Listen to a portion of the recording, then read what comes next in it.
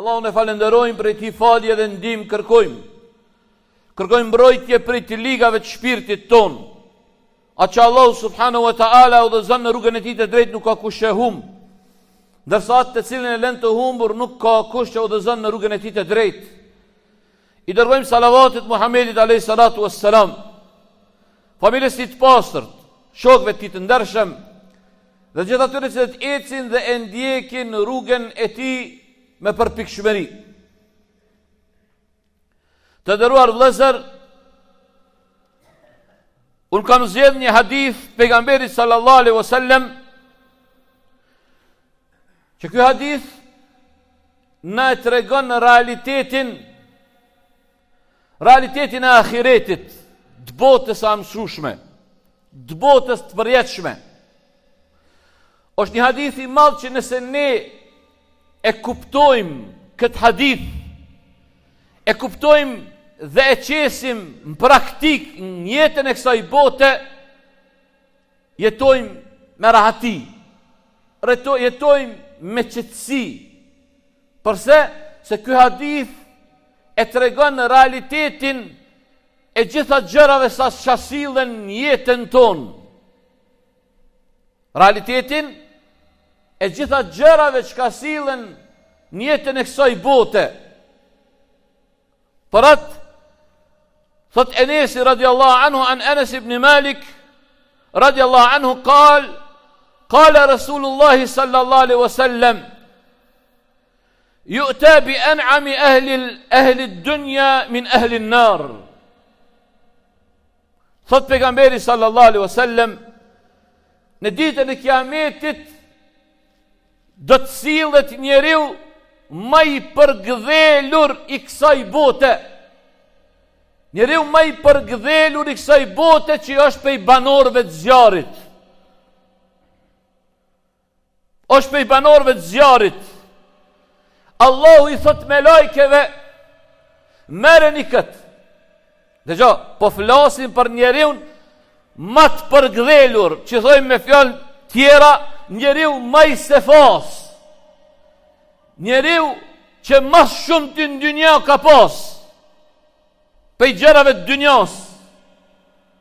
I thot Allahu me lajkeve, merreni këtë dhe zhyteni në zjarr. Fa yusbaghu min an-nari sabghatan. Fa yusbaghu fi an-nari sabghatan. Që kjo shpreha sabgha, me përkthy, me parafrun gjuhën ton, është ma shpejt se që e lëviz njeriu që pallën e syrit. Dishka do të thotë shpejtësi e pa paramendume, zhytje e pa paramendume. E zhytin këtë njeriu më të përgdhelur të dynjas me një zhytje të pa paramendume, dhe i thot Allahu, o robjem, o birë Ademit, a ke parë ndonjëherë ndonjë të mirë? A të ka kalu ndonjëherë ndonjë begati? A i thot, jo, ja Rabbi, jo, pasha Allahin jo. La ilaha illallah. La ilaha illallah. Thot, kur ja Rabbi? A kush u kë? Njeriu më i përgdhelur në dynja. Njeriu me begatit më të mëdha në dynja që i ka pas.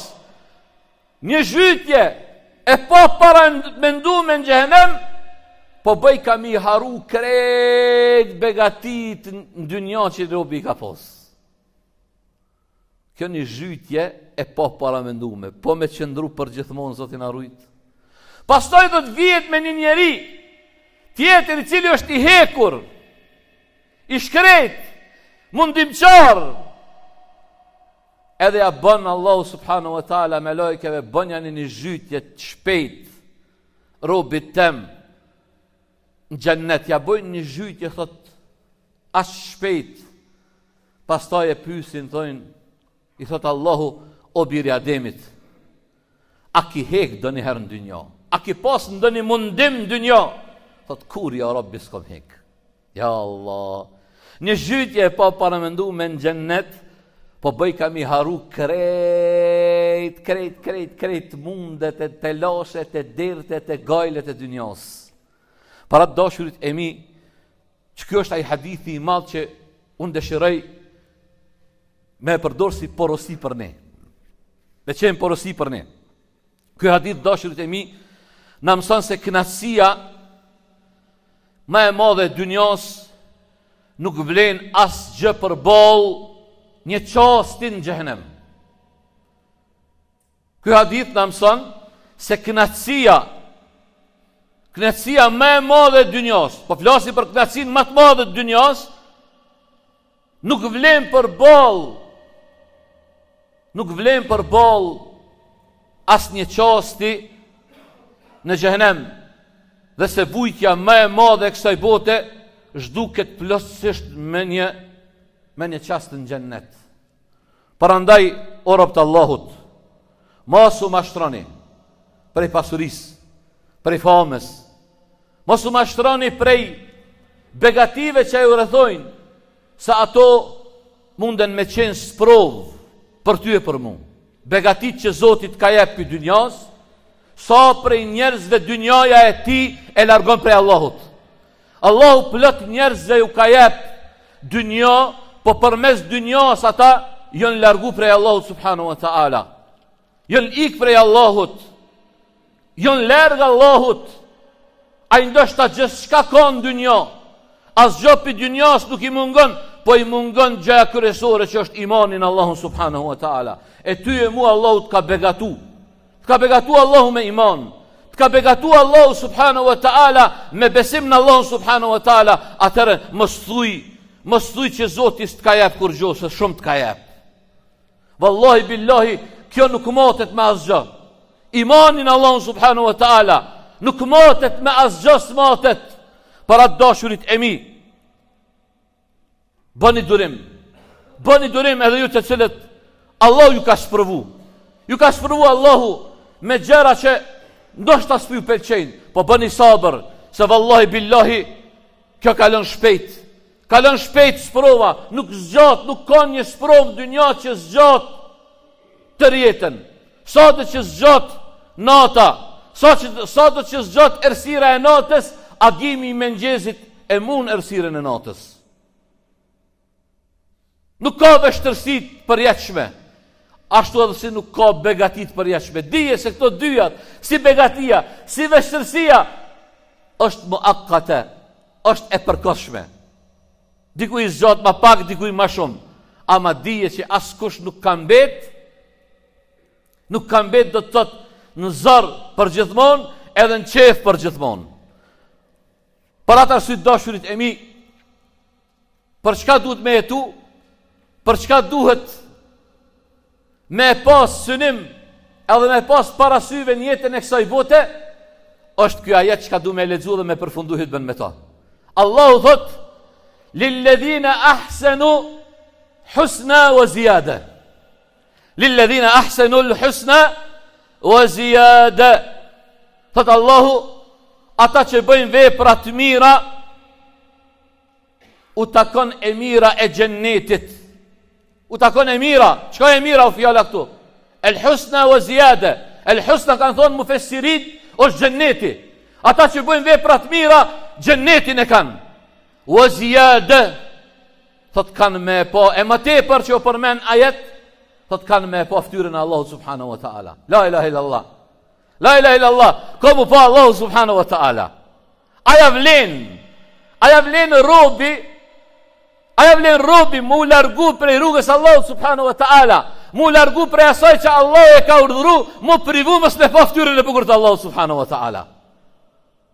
Po, se në ditën e kiametit do të ketë njerëz që kanë mu privu, s'kan me pa fytyrën e Allahu subhanahu wa ta'ala. S'kan me pa fytyrën e Allahu subhanahu wa ta'ala. Ndërsa ata që bëjnë punë të mira, ndërsa ata që punojnë me urdhat e Allahut subhanahu wa ta'ala, vallahi billahi kanë me pa fytyrën e Allahut subhanahu wa ta'ala. Ya Allah, mu pa Allahu te bareke wa ta'ala. A ka gjë më të bukur e më të mirë e më madhështore se mu pa fytyrën e Allahut subhanahu wa ta'ala? Edhe kjo është grada më e lartë dhe kënaqësia më e madhe në xhennet. Kënaqësia më e madhe në xhennet e xhennetlive është kur kanë me pa fytyrën e Allahut te bareke wa ta'ala. Allahu na bof nasib ya Rabbi. Me pa fytyrën e tij të bukur.